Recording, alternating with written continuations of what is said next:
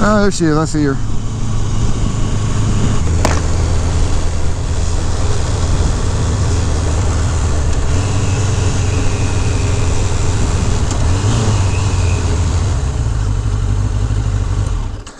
Seriously, dude. Look. Anderson, Dean, and Harrodsburg translated to Veterans Park and where? Let me explain to you what my problem is. Today is January 1st, 2020. We are 20 years into the end times. Or, you know, we're 20 years into the 2000s. Today, I am taking a ride on the first day of the new year with my good friend April, and I'm meeting her in Danville, and we're going to take a scenic ride on the back roads of central Kentucky. Join me, will you? Something is on fire right over there. While I'm on my way, how about an impromptu review of these new heated gloves I got? And boy, they are snazzy. These are by Highway 21. Got them from Revzilla. These are a little expensive. I think these were around $207, $220, something like that. But I've been using them now for a few days, and they're great. It's in the upper 30s right now, maybe the low 40s, and my hands feel fine. I mean, I know I've talked about it before. One of the big things about me is cold. I can handle cold no problem, except for my fingers. My fingers will tend to become numb, stinging, hurting, and it's just miserable. So I needed something to help me in my year-round riding, because I ride as long as the roads are clear. I'll ride, and it's not raining. I don't like to ride in the rain. But these are battery powered. They've got a pretty good sized battery right here on the bottom that tucks into the gauntlet part of the glove. They are all leather construction. They are constructed very well. They are snug. These are an extra large. I typically wear an extra large, and they are snug. But that's fine. They're getting broken in. These have two controls on the gauntlet. There are three settings: low, medium, and high. I currently have them set on the medium setting. I think they're supposed to last between 2 and 3 hours on medium, which is pretty good. Pretty good. I plan to buy another set of batteries for them for long rides. You know, just to have on hand. But I would highly recommend these gloves. Highly recommend them. They are excellent quality. They keep my hands toasty warm. I've had really no problems with them so far, and you should get them. If you would like to ride in colder weather down into the 30s, these are the gloves to have.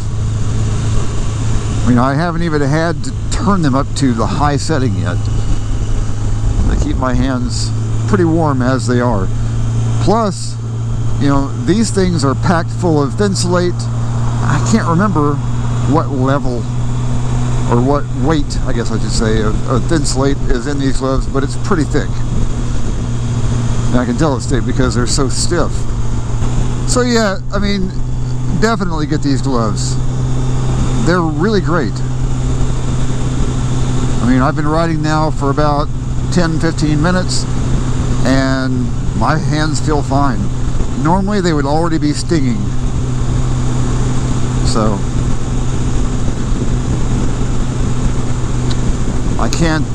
I really can't recommend them enough. You know, aside from the cold, it is an absolutely gorgeous day. Look at the sky. So on today's little ride, I think we're going to head up to near Lawrenceburg. and take, and I apologize, I can't remember the road number, but it's the road that goes out past Four Roses Distillery. I'm gonna take that road out to 62, take 62 into Lawrenceburg, and then go through Lawrenceburg, get back on 62, and then ride that up to Versailles, or Versailles if you're French. And from there we'll take 33 back down to Harrodsburg Road, go back down over the river to Shakertown and back to Danville.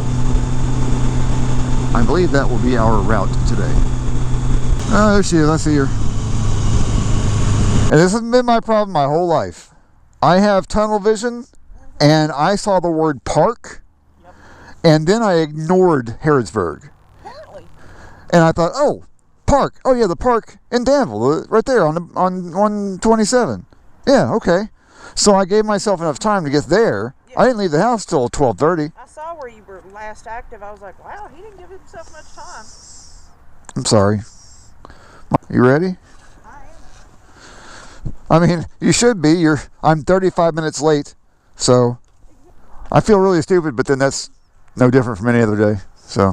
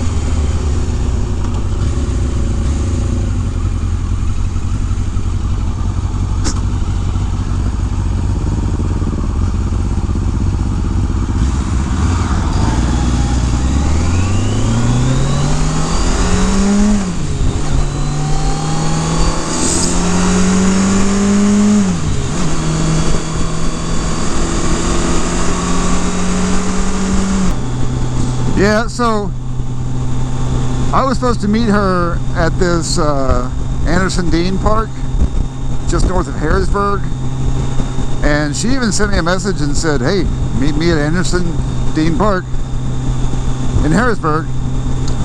Yeah, this is a problem I have, and it's like a, I don't know, like a tunnel vision of some kind. I don't know what I would call it. Stupidity really is the best word.